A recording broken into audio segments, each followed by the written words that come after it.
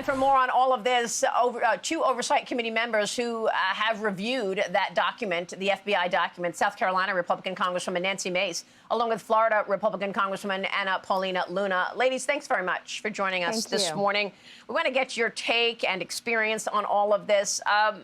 Paulina Luna, let me kick it off with you because you were with us last week. And you told us last week you were going to review that document, that you were going to get into it. You've now seen the document. What can you tell us?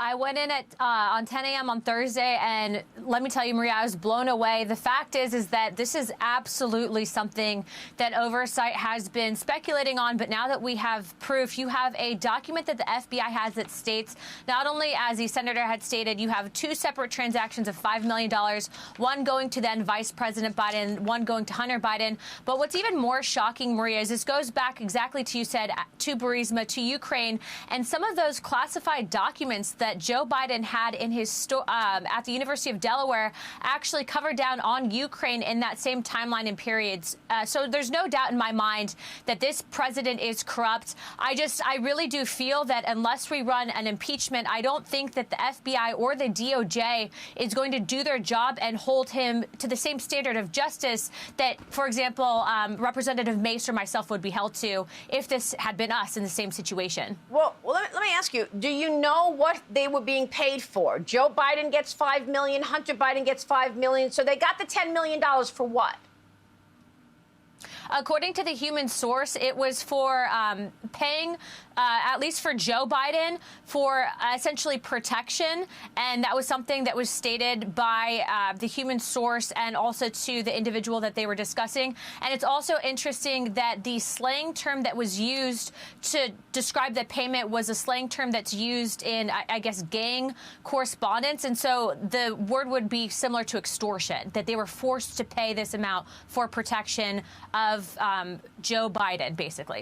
Unbelievable. Nancy Mace, you called this, okay? I heard you last week say, now that we have this FBI document, we'll see what they come up with in terms of changing the conversation. That is exactly what happened. You called it, Congresswoman. So on the very day that we learned that you all have seen this document, we learned that President Trump was indicted.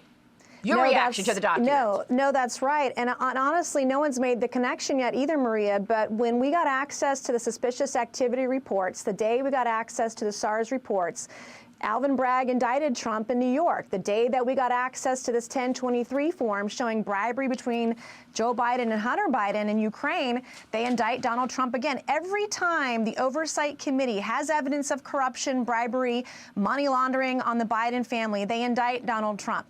And whether you agree with Donald Trump politically or not, most of America sees this for what it is. It's weaponizing the executive branch to take out your political enemies. And look, Joe Biden wants to give Donald Trump a death sentence for documents.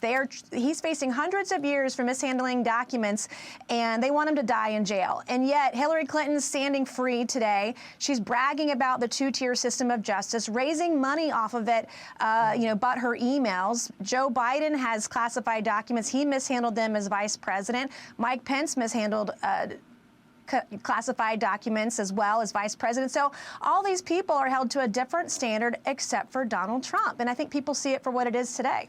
No, it's unbelievable. Look, you all, what a moment to be congresswomen and on the Oversight Committee, no less. What are you going to do about it? You are an elected official, the both of you, and we are watching this two tiers, two applications of the law. What can you do about it, Congresswoman?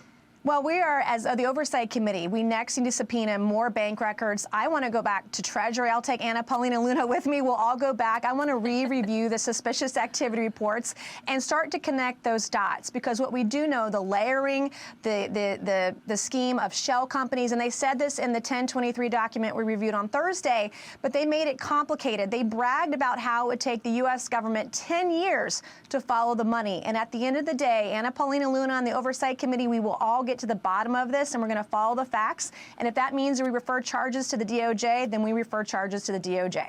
Well, Congresswoman Luna, you just said a moment ago the word impeachment. I mean, clearly all of these issues take you to that notion, but you're not going to get two-thirds of the entire, you're not going to get two-thirds of lawmakers to agree to that. So you could impeach him in the House, and then it falls flat, right? I mean, I think right now what I'm more concerned with is I don't have faith in the DOJ or the FBI anymore, and that makes me sad to say as a member of oversight because of what I'm seeing and how they're conducting these investigations. And really, even if you go back to the Durham report, Maria, on page 8 or 9 of the Durham report, it talks about how they even gave special treatment to Hillary Clinton prior to the 2016 election cycle. So I feel that that's probably the only way that we'll be able to actually conduct this investigation and actually get the facts out to the American people, because we are subpoenaing. But as you saw, I mean, we had to literally threaten the head of the FBI with contempt of Congress. And even then, so they gave us a document that was still mostly redacted. And so that is not, you know, they are accountable to the American people. They are accountable to Congress. And it is our job, if they're going to play games like this, I mean, at what point do we stop and say, this is really, I mean, if we don't do anything, it's lost. This country is lost. Well, it's clearly politicized when we look at how the applications of the law are so different. Final word, Nancy Mace. Yes. No, we're going to work very hard to show the American people they want transparency, they want accountability, they want folks to take responsibility for their actions if they're corrupt, whether you're Republican or Democrat. We're going to show that to the American people, and it makes 2024 that more important that we win. We win the White House, we keep the majority in the House, and we flip the Senate, because we cannot continue off this Rubicon. We're crossing that Rubicon now. The American people deserve the truth. Anna Paulina Luna, final word. I agree exactly like Nancy said. If this was a Republican, we would have the same viewpoints. We absolutely need to be the last line of defense here. We're doing everything we can. And all I can say is for those watching, have faith. We are going to get to the bottom of this, and Joe Biden won't be laughing for much longer. All right. Thanks very much, ladies. Appreciate your time. South Carolina Congresswoman Nancy Mace, Florida Congresswoman Anna Paulina Luna. Thank you. I'm Steve Ducey. I'm Brian Kilmeade. And I'm Ainsley Earhart. And click here to subscribe to the Fox News YouTube page to catch our hottest interviews and most compelling analysis.